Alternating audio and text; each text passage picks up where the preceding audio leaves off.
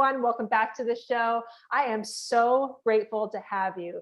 And I am grateful for my next guest. I was on his podcast previously, and now he's on mine. Please welcome Greg Helbeck. Hey, I'm so happy to be a guest on your show. I've been looking forward to this for a couple of weeks now. I'm glad we're able to do this.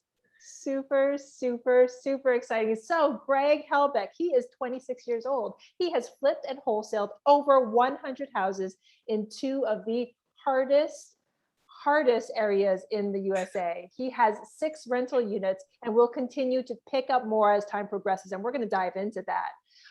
He runs his business virtually with low overhead and high net profits. That's what investors want to hear. He has experience with off-market multifamily acquisition using calling and direct mail. Again, something that our investors want to hear. So, Greg, welcome to the show. Before I jump in, I actually want to give the folks a little bit about your podcast and what it's about, since I already mentioned it. Let's give it to them now. Yeah, so it's called Pave the Way Podcast. I actually came up with the idea when I was on vacation in Hawaii with my buddy. Yes. And after a couple of Mai Tais, we decided that Pave the Way would be a pretty good show. Or show title, sorry. So I remember we talked about it, and I said, well, I'm going to execute this plan. And a couple months later, it was live on the air, and 190 something episodes later, it's been getting more popular by the week, and it's been a lot of fun, especially the networking component, connecting with people like you, and being able to have it be a great platform to add value. It is a fantastic podcast. So if you have not checked it out, please check out Pave the Way Podcast with Greg Helbeck. So let's get started. Why real estate? Why'd you jump in? Yeah, great question. So I was a 20-year-old kid, and I was in community college, and I was a competitive hockey player. So I always had a little competitive edge to me, and I wanted to play in the NHL, and quite frankly. And I got to the junior hockey ranks and wasn't good enough, quite frankly. Time was running out, because the younger you are in hockey, the better it is. So I was getting a little bit older for my hockey age. I decided to call it quits, respectively, and was in college, had no idea what I wanted to do. I knew I wanted to be an entrepreneur just because I always valued freedom and autonomy. And it was really appealing, the real estate business. So how I got into it really quickly was I was actually reading books and, doing all that kind of stuff and going to community college. And a seminar came to town, and the seminar was talking about flipping homes with no money down. And I had like $2,000 in the bank, 20 years old, didn't know really anything, and went to the seminar. And I had the belief in myself that day. It was weird, like I don't know how the universe works, but in that seminar, I had this like conviction where like, I'm going to do this. Like, I'm going to be a real estate investor. And it was like a flashbulb went off. And ever since that day, I've just been like, my hair's been on fire, and I'm running around, and started taking action. And 9 months later, ran into a deal, made a little bit of money, ran into a couple more deals after that, then started learning how to market systematically and learning how to sell and learning real skills that allow you to add value in the market, which increases your income. And, 100 something deals later, I've been able to have this be my full-time career, and I've made millions in the business, and I've learned a lot of lessons. It's certainly not been easy, but it's been a heck of a ride so far, and I'm just getting started. And I love it. And I love being on this journey with you. So let's dive a little deeper into the journey. I love that you had conviction in yourself. You had that energy, that drive, that want for freedom, and you took action. So I guess I might have already answered my question, but I want to hear it from you. What separates you, your action taking, your conviction, from the people who want to do it? That's a great question. And I answered it. Someone asked me this on a podcast a couple of weeks ago, and I said the action. So it's number one, it's having like pig-headed persistence over the long game on that this is going to work. But at the same time, being able to understand that if you keep making the same mistakes over and over and over again, you're going to keep spinning your wheels. So you have to have this balance of pig-headed persistence, but at the same time, you got to have like this reflection on your actions.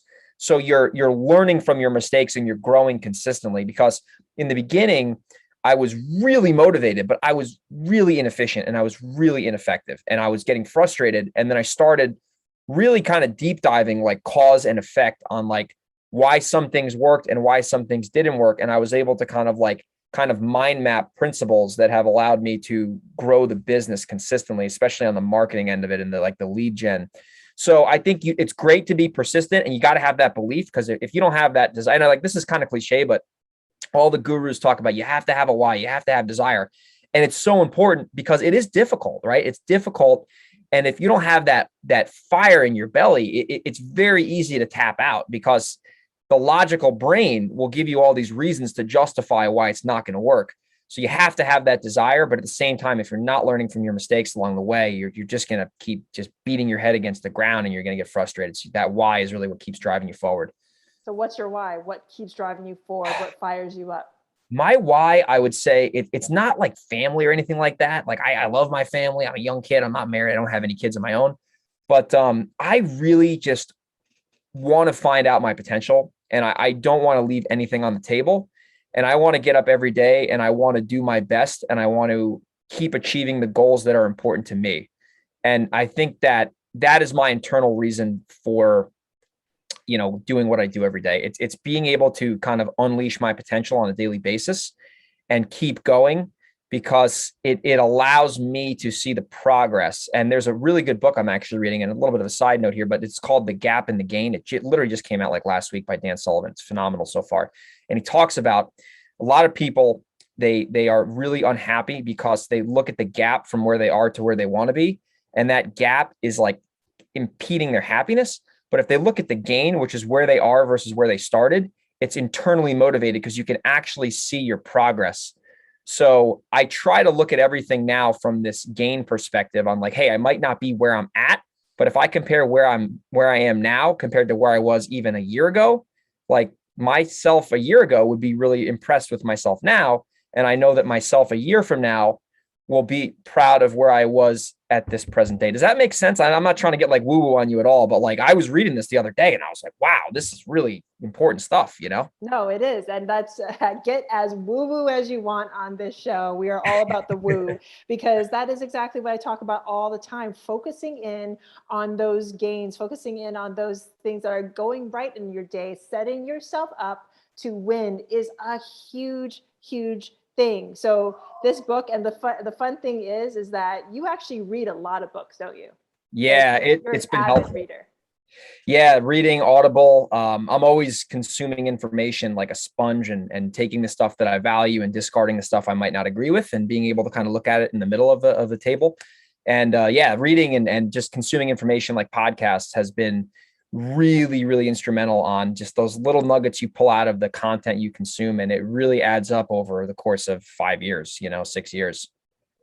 And the reason why I bring that up is because on his podcast, Pave the Way podcast, I know you go through books that you have read, and I know a lot of your social media content, you promote or you talk about books that you've read in the past. So again, look Greg up, look him up on social, look for those intricate informational posts that he posts on books that he's read. So to dive back into unleashing your potential, and that being your why, I love the fact that you have made basically yourself your why, because without unleashing your own potential, how can you ever expect to help others in need or help others unleash their potential?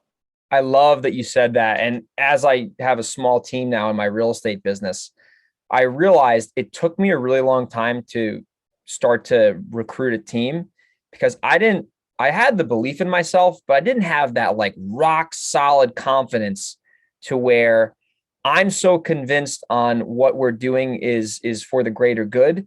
It was hard for me to convey that message to my team. And that's why I didn't have a great team up until like now. Now I have some rock stars with me, and now they can see me leading from the front, and they see the work ethic that I try to demonstrate to them on a daily basis. So they know that I'm there fighting for them, and we're all in this together. And I keep them engaged, and I keep them motivated, and I make sure that I'm helping them achieve their goals. And I always say, I work for you, you don't work for me, because I want to win just as bad for them as I want to do for myself now. And that's really motivating too. But it's hard to get there in the beginning because you're trying to fend for your own. But once you kind of get some momentum going, it's a lot easier to then bring on a team, because then you can lead them because you've led yourself before, if that makes sense. No, that makes complete sense. And let's go there. Let's talk about how you are continually leveling up and leveraging other people so that you can unleash more of your potential, basically. And I love what you said about you work for them and you are a team and you level up together. So talk about what was the turning point for you when you decided that you were going to level up, that you were going to start to leverage others, and then how that is continuously letting you grow and level up yourself. Yeah, absolutely. I love talking about this now because like 2 years ago, I would have been like, oh, leadership. I just want to win myself. And I would have said all this silly stuff. But the real thing I would say is starting point is I need to have an opportunity that is going to recruit A players. So if I don't have an organization that is set up to win, it's very hard for me to sell the dream to my team, because if they don't see like that we got leads coming in and we got a lot of deals going on, they're not going to be motivated to work for me because they know that it's not a level, it's not a premier opportunity. So I needed to make sure that I can handle myself and I can provide somebody who wants to make some serious money a real opportunity. So when I walk through like the plan of progress, I can communicate to them with conviction that this is the fast track for success. And I know from my own experience that if we do these things, we're most likely going to get these results, and these results are going to get you to your goals. And I can convey that message to them very clearly. And I have the marketing track record now to be able to confidently provide that to them. So I know that as long as they are holding themselves accountable to their own controllable activities, collectively we can achieve that big goal, because I have that roadmap set up. And a couple of years ago, I quite frankly didn't have that because I wasn't there as a leader, quite frankly. And I love the fact that you are also honing in, because you are obviously you are holding yourself accountable. You are the leader and leadership of this team. And you are letting the people that work with you, let's say with you, know that they have to be held accountable too. So let's talk a little bit about that now. Let's talk about responsibility. Why responsibility is key in business. Yeah. So when it comes to that, I'm very clear with everybody what their roles and responsibilities are. And I'm huge on tracking numbers and metrics. So every single day, there's the company scorecard that I account for. And then every single person on my team has their own scorecard that they have to report on. So I can see the data and the metrics and the activities, and I can see if they're moving the needle or not. Like, for example, yesterday, my guy, Brett, made 6 offers.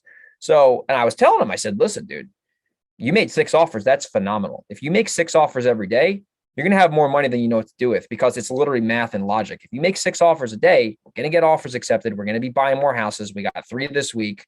We're going to continue to do that. So tracking is the number one thing that I hold them accountable for. And the biggest thing I love about tracking is that it's 100% under their control. They can control every day what they put in that scorecard. And then I can review that scorecard periodically to see whether those metrics are getting us to the goals we want to get to. And if they are, we continue to do them. If they're not, I got to figure out what the root cause of the problem is, fix it, and then solve the right problem, because I've solved the wrong problem many times. And that's very frustrating as well, when we're not solving the right problem and everyone gets frustrated. And the thing is, without those metrics, you wouldn't know what problems you had to solve or even what was going good. So you can see in real time exactly what the people that are working with you are doing. Because if you didn't have those metrics set up, would you know that he was winning? Would you know that he was putting out those 6 offers? And this is just a little tidbit of information. I mean, everything you're dropping right now, Greg, is gold. But this is huge, like having those metrics in place so that you can see if you're winning, making yourself accountable and holding yourself accountable to actual numbers is key. So how is this growth that's happening for you? How does that take you into the future, AKA multifamily? Yeah. So in terms of multifamily, to give you a quick background on that. So last year in December, I went on my little annual planning reflecting trip where me, myself, and I go to Palm Springs, California, which is like 2 hours from my house in San Diego. And I sit there and I crack open a journal, a couple margaritas, to be honest with you. And I think about where I'm at, where I want to go.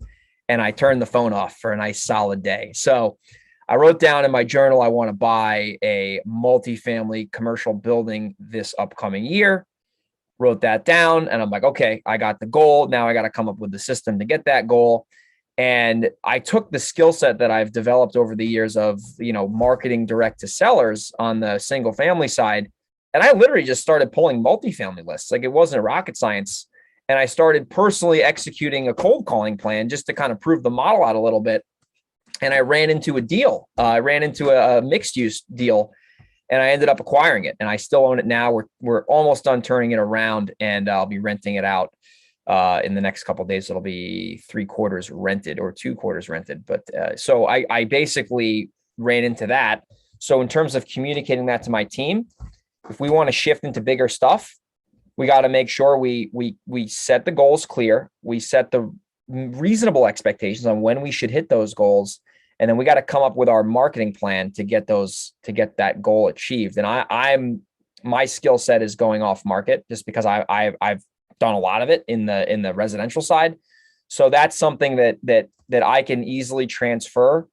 Not saying that it's easy, but I can easily transfer that skill set to an apartment building, for example, because I know the lists, I know how to systematically get leads. And then obviously evaluating is a little bit different. There's different numbers you got to look at, but it's a similar kind of system to achieve the goal. And obviously I did that I got the building this year in 2021, but I realized that, and this is something I'm sure your listeners have found out as well as yourself, there's, at least from my experience, there's less people. I mean, there's still people marketing to these owners, but there's way less people compared to single family houses. I mean, I do a lot of business in San Diego, and I will get people on the phone saying, this is the 25th cold call I've gotten. What do you guys want to pay for my house? Multifamily, I was the only guy in town when I bought this commercial property, and there's not a lot of people hitting these people up because it's not as sexy as a wholesale deal on a single family duplex or a single family house on Main Street. That's what I found, at least. No, I'm like, if you can see this on YouTube, and if it happened to switch over to me, I'm just like nodding my head. I'm just like, yep, yeah, everyone gets into the single family realm. Comparatively, there are thousands upon thousands of investors in the single family realm. Multifamily, not so much. And especially those who actually cold call multifamily. So if you know, and this is to all my flippers and wholesalers out there, if you know how to do this, figure out how to transfer those skills, use those transferable skills to bring you an up level into multifamily. So to what you were saying, and I want to give my audience, my listeners, some actionable advice, because I have a lot of flippers and wholesalers listening to you right now who are just like, how is he doing it? How is he going to do this? How did he get that one building? And then how is he going to continue to level up using his skills right now? And how do they transfer? And how can I do this, like right now at this moment? How can I do this without outsourcing information, without just using the skills that I have as a flipper and wholesaler, without jumping into a mentorship program, without having to like go elsewhere? How can I use my skills? Yeah. So to get granular, honestly, I'll just give you the blueprint right now. It was, like I said, this business is not easy, but it's pretty simple in terms of like the execution part. Like, we're not hedge fund managers here, dealing with algorithms, so anyway, what I did was I went on PropStream and I pulled a list of all the multifamily owners in the county I wanted to buy in. And by the way, disclaimer, this one's in New York. New York, not the greatest place for tenant landlord laws. I'm learning that the hard way. I got other rentals and they're a mess, but these are single family rentals. But anyway, so I pulled a list, and the biggest thing I looked for to get really into the weeds is I love length of ownership. Length of ownership, usually there's two things. There's usually a lot of equity or free and clear, and there's deferred maintenance. So I ran into this property. It was on PropStream, pulled the list of multifamily and mixed use property owners. That have owned the property for at least 20 years. You can filter that in PropStream, either with length of ownership, or you can do last sale date. Basically, it's the same thing. And I started smiling and dialing. And every day I time blocked an hour of making calls. And then I would also track the success of that session. So like if I spent an hour making calls, I tracked how many leads did I generate. Usually I'd get about 1 lead per hour of calling, just because it's not as saturated as the single family business. And I probably day like 25 or 30. I mean, this is not normal, but I ran into this deal, and this guy wanted to sell, had a vacant property. It was a little bit different of a conversation because a lot of these owners are not like going to get foreclosed tomorrow, like a lot of these single family gurus talk about. So smart guy, definitely wasn't broke, deferred maintenance, wasn't a knucklehead. He wasn't going to give it away. You know what I mean? So it was more of a logical conversation. I got the data. I figured out the taxes and what the rent would be and all that stuff. And then I simply just made him a reasonable offer based on the fact that it was currently vacant. So I was kind of going off of the pro forma, and also taking into account a little bit of some hair on this deal because there's some, it was on septic, and there's just a little more complicated. There's like a DEC is involved because of the septic system, not in a bad way, but so I took that into consideration and the fact that it was vacant, and I made him a little bit lower of an offer than probably someone else would, just because I knew there was going to be some more challenges on this property. But yeah, made him an offer, and he didn't take it right away. It took a little bit of following up, but he eventually took the offer.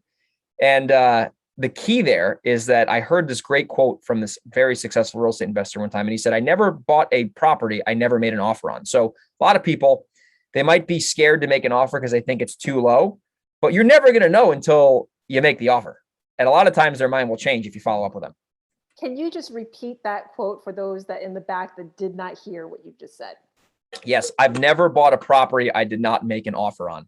And if you were to go into my scorecard for my company, you would see the number one brick that builds our business is offers presented, because that's the name of the game.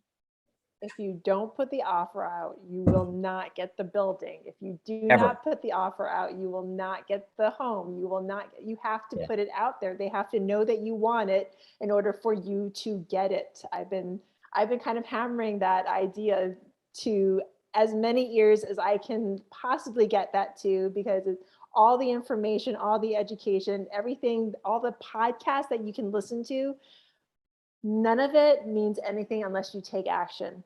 And that was a great quote to take action on. And I love how you jumped into multifamily. You basically had the thought, you took some time to yourself, had the thought, knew you wanted to go into it, adjusted your metrics just slightly, it sounds like, knew that the owners that you were going to be talking to were going to be a little bit more savvy. They know what they own.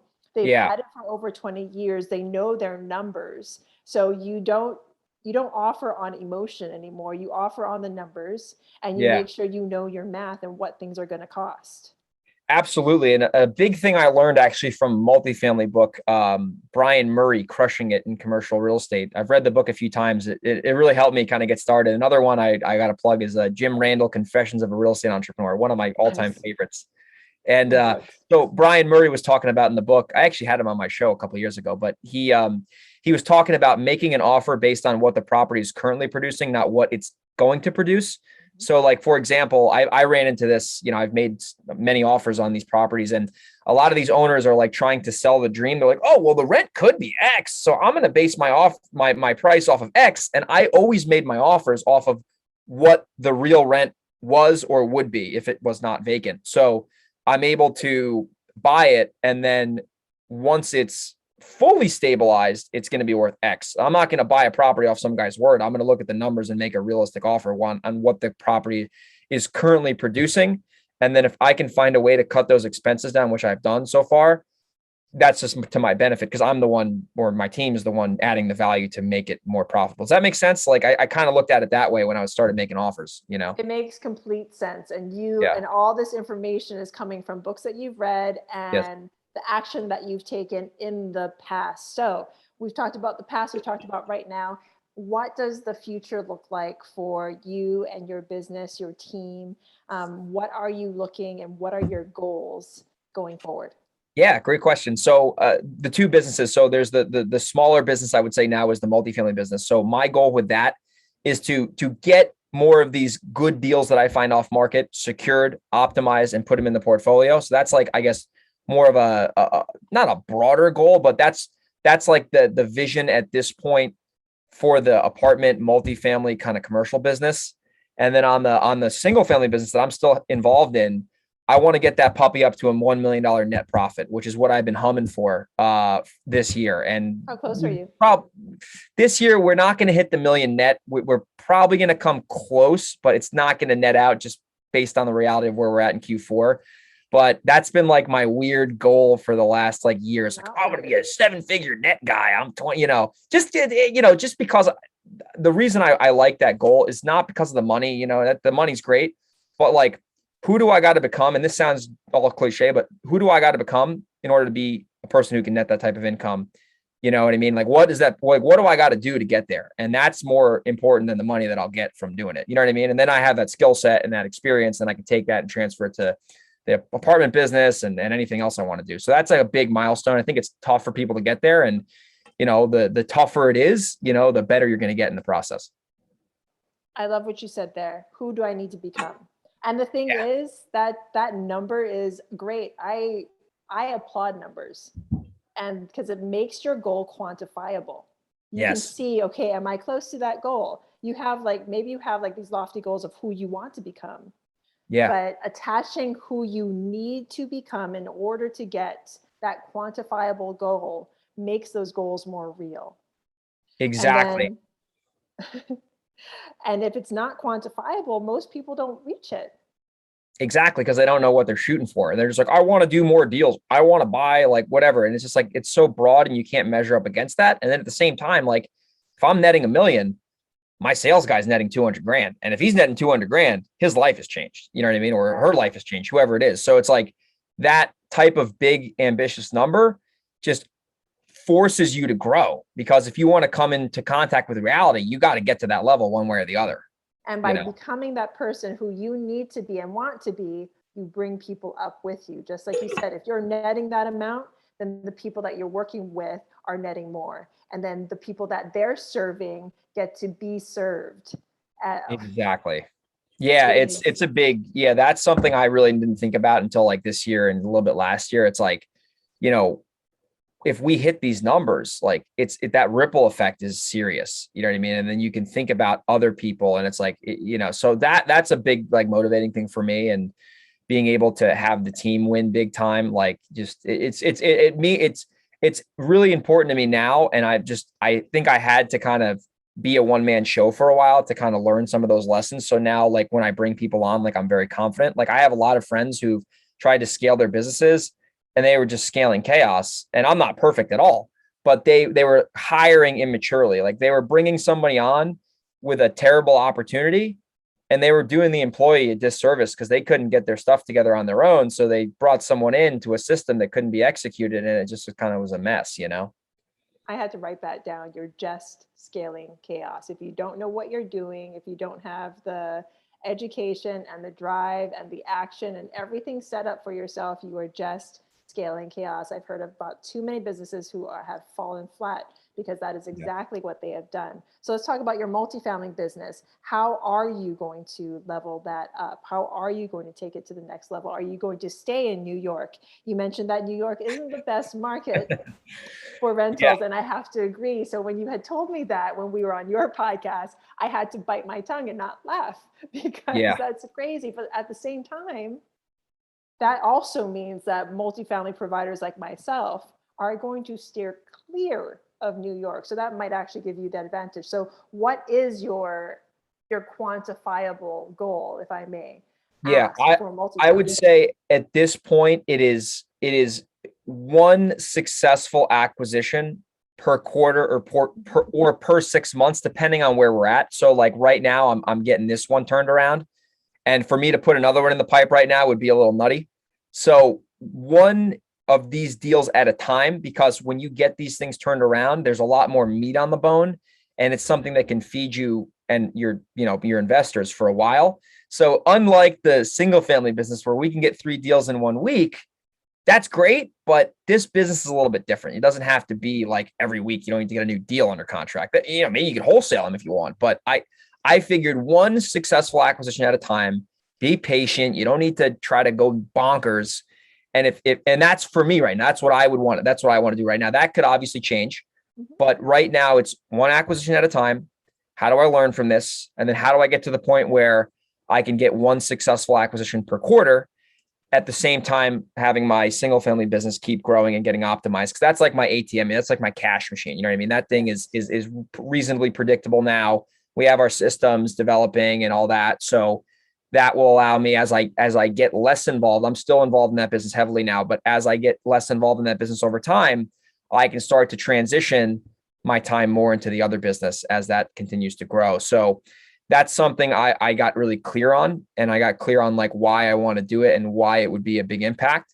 And now I can work backwards, and I can measure my own success versus what I want versus going on Facebook and seeing someone doing something that's great and inspiring, but maybe it's not what I want to do right now, So just being able to stay true to myself has been really helpful. And it just allows me to operate with more confidence and clarity every day, because I'm comparing myself to my old self, not to someone else who I don't know. And I love that. I love how you keep on bringing it back to what you said your why was. It's basically Yeah. leveling up yourself and just unleashing your own potential. And each step of the way, you come back to that, because that allows you to know and grow into the person that you need to be to get your goals done. Greg, this has been a fantastic conversation. Thank you so much for coming on.